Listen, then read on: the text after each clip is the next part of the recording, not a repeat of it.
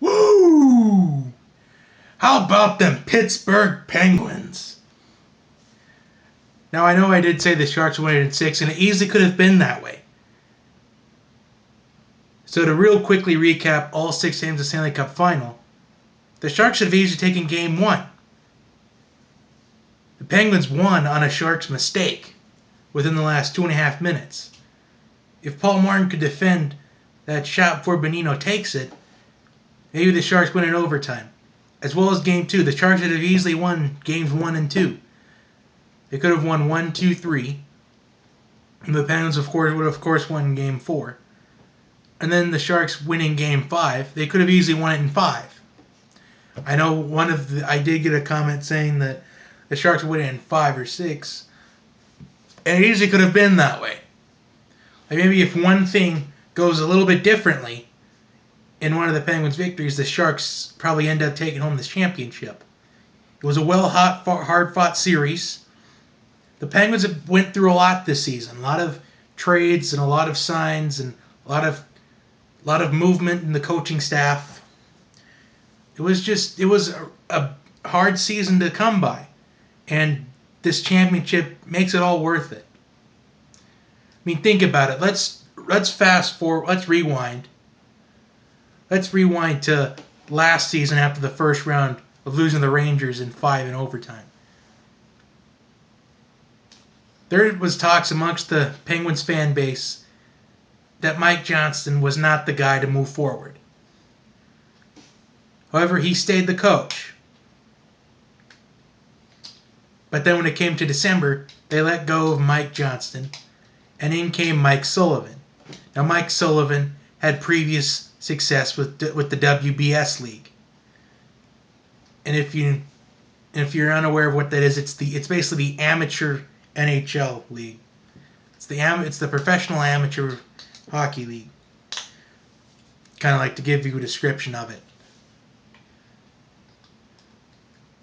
And it didn't get off to a strong start. They did end up losing. They kind of had a bad losing streak to start, but they fought and they overcame that. And when Mike Sullivan took over, they were 12th in the Eastern Conference standings. Not even close to a playoff spot, let alone a wild card spot. So as the season progressed, they just got better. They just kept grinding it out. They kept getting wins together. When it got toward the March and the April season, they just kept winning. They got the hot hand at the right time. It just worked out so beautifully. It was just an amazing season to watch from a Penguins fan standpoint. Just absolutely the best season ever. It was just... It could almost be described as a fairy book ending. Although there have been coaches that have taken over at the middle of the season and still won the championship, but this is just miraculous of how it happened. Think about what we had this season. We gave up so much to get Phil Kessel. There's no first-round draft pick for the Penguins. And it's worth it now. He led the team in points throughout the playoffs. I would say that's a pretty good trade. And I remember being a little upset when they traded Brandon Sutter for Nick Bonino. I was upset. But it was worth it. And then before the trade deadline, they traded for Carl Hagelin. To think about that, nobody on the HBK line was even a part of the Penguins last season. That's what makes it more outstanding, because the HBK line was the most dominant line and most productive line throughout the whole playoffs, throughout this whole Stanley Cup run.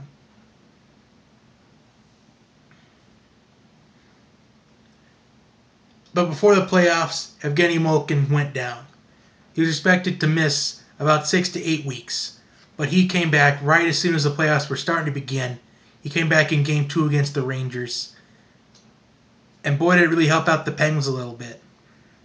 Although he didn't score as much, it really helped in the production of the Penguins moving forward. It gave opponents another person to be threatened by with their skills.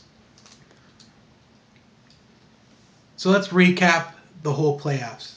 How they all played out. Round 1, against the Rangers. Game 1, Henrik Lundqvist gets a stick in the eye by Mark Stahl. Many think that this was just a fortuitous break for the Penguins. Truthfully, it probably was not. And if you excuse me 1 second, I have to let my dog inside.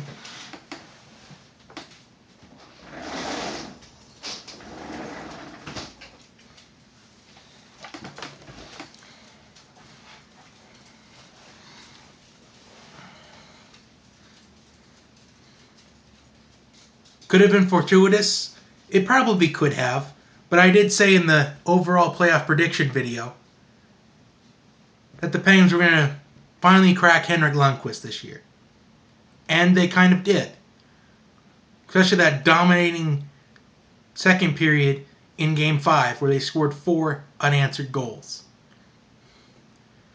So they beat Henrik Lundqvist. They cracked probably one of the top 3 goaltenders in the NHL this year.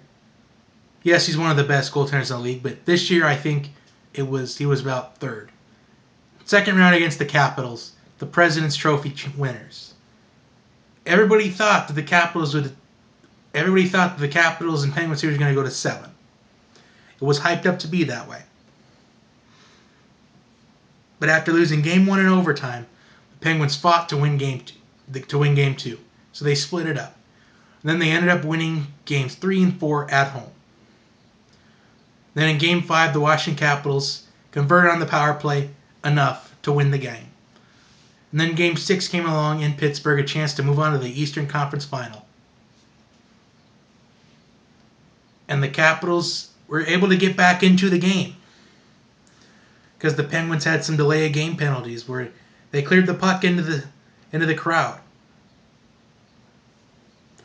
But then it went into overtime. And the winning goal, it was scored by Nick Bonino, also known as Bones, from that HBK line when it was set up by Carl Hagelin, another member of that just dominating HBK line. They move on to the conference finals to play Tampa Bay. And then the Tampa Bay series rolls around, and in Game 1, Ben Bishop goes down. So maybe it's getting into that fortuitous deal. Having to call up Andrew Vasilevsky. I'll give Vasilevsky credit. He made saves to force the series to go to 7 games. And the Penguins had to fight off elimination in Game 6 of the Eastern Conference Final to force a Game 7. And they did that. Then in Game 7, one more win would get them to the Stanley Cup Final. And who stepped up for the Penguins? One of the unsurprising players to step up, Brian Rust. I'm telling you, the young players really stepped up in this series. Rust stepped up. Matt Murray stepped up in the goaltender position. Kuhnhackl stepped up. Kuhnhackl did a couple great plays. Just the young players overall just stepped up. Even Justin Schultz, he made a lot of key block shots. So all the young guys, they really stepped up. The rookies stepped up. The new players from this year stepped up. Bonino stepped up. Hagelin stepped up. Kessel stepped up.